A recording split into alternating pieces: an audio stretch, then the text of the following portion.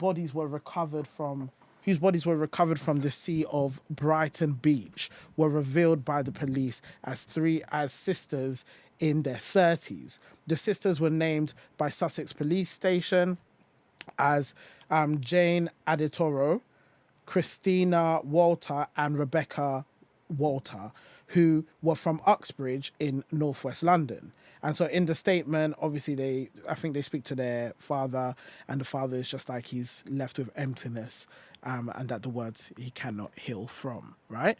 And I'm not gonna lie, as soon as I saw it, obviously, because you obviously live in northwest London as well, so I know it's a bit slightly closer to home for you, but I can't lie, I was so shocked when I saw that.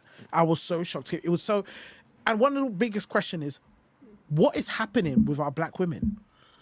And even if I just don't say black women, black people going missing, I would say within the last 2 years, there's just been either young boys, young girls, older, or just drowning. And like, the disappearances have been insane. What do you think?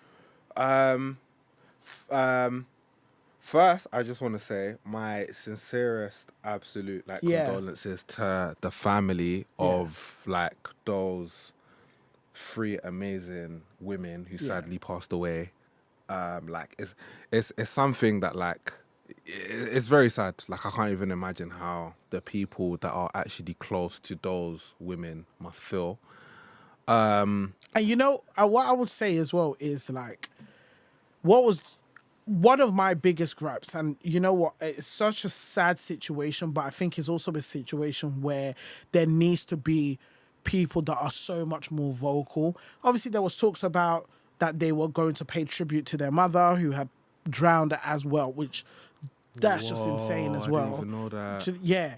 But then what was slightly more disheartening is that there's nothing about it on mainstream news. I mean, this is obviously this is not even an opinion. I'll say it with my chest.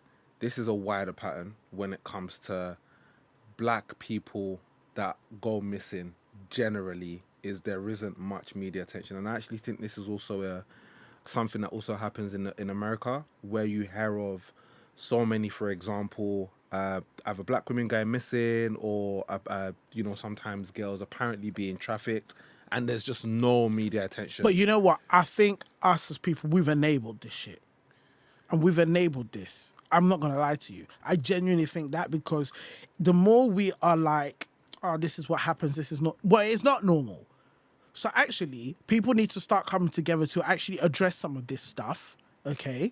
And dealing with it, and actually holding these media people to account.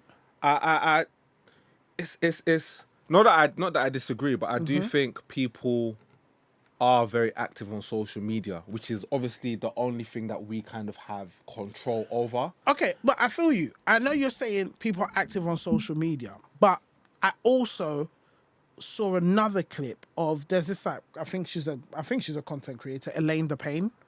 Some lady on socials, she went to Brighton for a vigil where at a bench where they put the flowers for the girls, right? Not many people attended.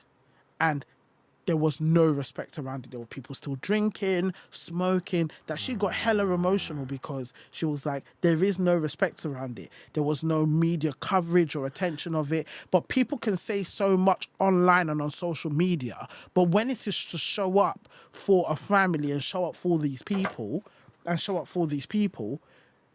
but nobody's there. Do you get what I mean? Granted, like, I'm not gonna lie, I would have shown up. How long does it take me to get to Brighton? I just didn't know about it and I wasn't in the country. But that being said, there are people posting about it. Shade Borough's posting about it. All these people are posting about it. But people aren't showing up to support a family. 3 girls.